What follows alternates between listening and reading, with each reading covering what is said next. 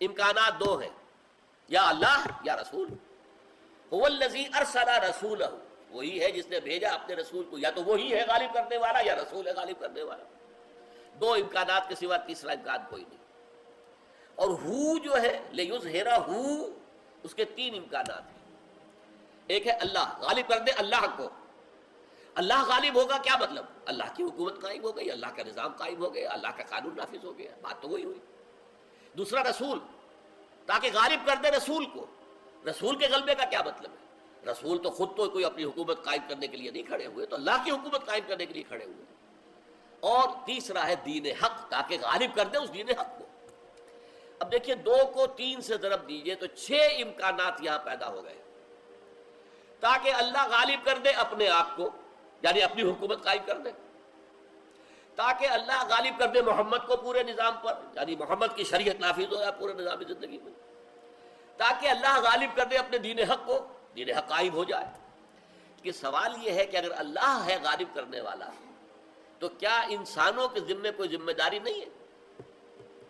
یہ وہ لوگ ہیں جو کہہ رہے ہیں کہ یہاں پہ ضمیر جو اللہ ہے، جو بچنا چاہتے ہیں اس پکار سے جو اگلی آیت میں آ رہی ہے، اگر تم جہنم سے چھٹکارا چاہتے ہو تو جہاد کرو اللہ کی راہ۔ جو لوگ اس جہاد سے بچنا چاہتے ہیں، اس ذمہ داری سے گریز کرنا چاہتے ہیں، وہ کہتے ہیں جی یہ تو اللہ کا کام تھا، اللہ نے غالب کیا ہے۔ بھائی اللہ نے غالب کیا ہے، مارے کس نے کھائی ہیں؟ جانیں کس نے دی ہیں؟ محنت کس نے کی ہے؟ قربانیاں کس نے دی ہیں؟ آزمائشوں کی بھٹی میں کون گزرے ہیں؟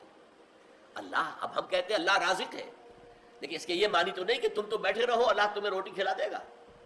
تم ہی زمین کاشت کرو گے، زمین کو تیار کرو گے، اس میں ہل چلاؤ گے، اس میں بیج ڈالو گے، اس کی آبیاری کرو گے، پھر فصل کاٹو گے، کاٹ کر لاؤ گے۔ مئی اور جون کی گرمیوں کے اندر فصل کاٹنا ایک قیامت کا کام ہے جو آدمی کرتے ہیں بیچارے، انہیں معلوم ہے کیا ہے۔ پھر یہ کہ اس کو پیسو گے، پیس کے اس کو آٹا بناؤ گے، روٹی تب بنے گی نا۔ تو فاعل حقیقی تو ہر اعتبار سے ہر وقت اللہ ہے، لیکن اس دنیا کا نظام اس نے ایسا بنایا ہے کہ رازق وہ ہے، لیکن رزق کے لیے تمہیں کوشش کرنی ہوگی۔ البتہ وہ نہ چاہے بارش ہی نہیں ہوگی، لہذا اس کا رزق کا خزانہ بند، فصل اگے گی نہیں۔ وہ نہ چاہے سورج کی حرارت نہیں ملی، آپ کی فصل پکے گی نہیں، بیٹھے رہیے۔ اب تو رازق حقیقی وہ ہے جس نے سارے اس نظام کو جو ہے اپنے کنٹرول میں لے کر سازگار بنایا ہوا ہے کہ تم اس کے اندر محنت کر کے اپنے لیے رزق حاصل کر سکو۔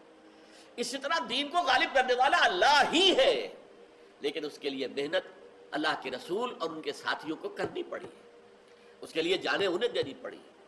اللہ کا رسول تو جان اس لیے نہیں دے سکتا، حالانکہ خواہش تھی، لَوَدِدتُّ أَنْ أُقْتَلَ فِي سَبِيلِ اللَّهِ ثُمَّ أُحْيَا ثُمَّ أُقْتَلَ ثُمَّ أُحْيَا، میری بڑی خواہش، لیکن آپ اللہ کے رسول تھے، قاعدہ ہے، قانون ہے اللہ کا، رسول جو ہے مقتول نہیں ہو سکتا، اس اعتبار سے آپ کی یہ خواہش پوری نہیں ہو سکتی تھی۔ لیکن آپ کے بہترین، آپ کے قریب ترین رشتہ دار، اب آپ اندازہ کیجئے حضرت حمزہ سے زیادہ نزدیک اور کون ہوگا؟ تین رشتے ہیں، چچا بھتیجے کا رشتہ ہے، خالہ زاد بھائی کا رشتہ ہے، اور دودھ شریک بھائی ہے، ایک لونڈی نے دونوں کو دودھ پلایا، اور ان کی لاش آئی ہے نگاہوں کے سامنے، ناک کٹی ہوئی ہے، کان کٹے ہوئے ہیں، پیٹ چاک کر کے کلیجہ چبایا گیا ہے۔ یہ دیکھا ہے کہ نہیں محمد کی نگاہوں نے صلی اللہ علیہ وسلم؟ کیا بیتی ہوگی قلب محمد پر، اس کا اندازہ کیجیے۔ تو یہ سارے کھکیٹ تو تمہیں میل لینے ہوں گے۔ اچھا رسول کو کہیے تو رسول بھی کرے گا تو اپنی حکومت تو نہیں بنائے گا، اللہ کی حکومت قائم کرے گا، اللہ کا دین قائم کرے گا۔ تو یہ 6 کے 6 معنی جو ہے، چاہے آپ کتنا ہی پھیر لیں، ہیر پھیر کر لیں، کچھ لوگ ہیں جو یہ ہیر پھیر کر رہے ہیں، اس کا یہ مطلب نہیں، اس کا یہ مطلب نہیں، یہ اقامت دین اور دین کو غالب کرنے کی جدوجہد فرض نہیں ہے، اس کے لیے یہ تو اللہ کرتا ہے۔ بھائی اللہ تو کرتا ہے، اس میں کوئی شک نہیں، رازق وہ ہے، لیکن آپ کو محنت کرنی ہے، تب آپ کو وہ رزق ملے گا۔ اسی طریقے سے اللہ کا دین اللہ ہی غالب کرے گا، اگر وہ نہیں چاہے گا تو غالب نہیں ہوگا، تمہاری کتنی بھی محنتیں ہو جائیں، لیکن اس کے لیے محنت تمہیں کرنی ہوگی۔ پھر اس کی طرف سے نصرت بھی آئے گی، مدد بھی آئے گی، تائید بھی آئے گی، اس کی طرف سے حالات کو سازگار کیا جائے گا جب اس کی مرضی ہوگی۔ کتنے انبیاء گزر گئے، ان کے ہاتھوں دین غالب نہیں ہوا، غالب ہوا محمد رسول اللہ صلی اللہ علیہ وسلم کے دست مبارک سے، اور قدم قدم پر نصرت بھی آئی ہے، اگرچہ معجزے انہیں نہیں کہا جائے گا، لیکن نصرت تو آئی ہے نا۔ آخر حضور جب چھپے ہوئے غار ثور میں، تو وہاں جو کسی کبوتری نے انڈے دے دیے، یا یہ کہ وہاں پر ایک مکڑی نے جالا تن دیا ہے، یہ کس کا کام تھا؟ اللہ کا کام تھا، لیکن ظاہر بات ہے کہ وہاں حضور چھپے ہیں، اس کے بعد اللہ نے حفاظت کی ہے۔ 313 اپنی کمائی لا کر میدان میں ڈال دی ہے، پھر سجدہ کیا ہے طویل ترین اپنی زندگی کا اور دعا کی اللہ سے، لیکن یہ کام اگر نہ کرے تو پھر نہیں ہوگا۔ لہذا یہ گریز، انحراف جو ہے در حقیقت دین کی شاہراہ سے پگڈنڈی، ہمارے اوپر کوئی فرض نہ آ جائے، ہم پہ کوئی ذمہ داری نہ آ جائے، اس کے لیے جو ہے اس میں لوگوں نے ہیر پھیر کیا اس دور میں خاص طور پر، کیونکہ یہ بات بھی اسی دور میں آ کر زیادہ نمایاں ہوئی ہے۔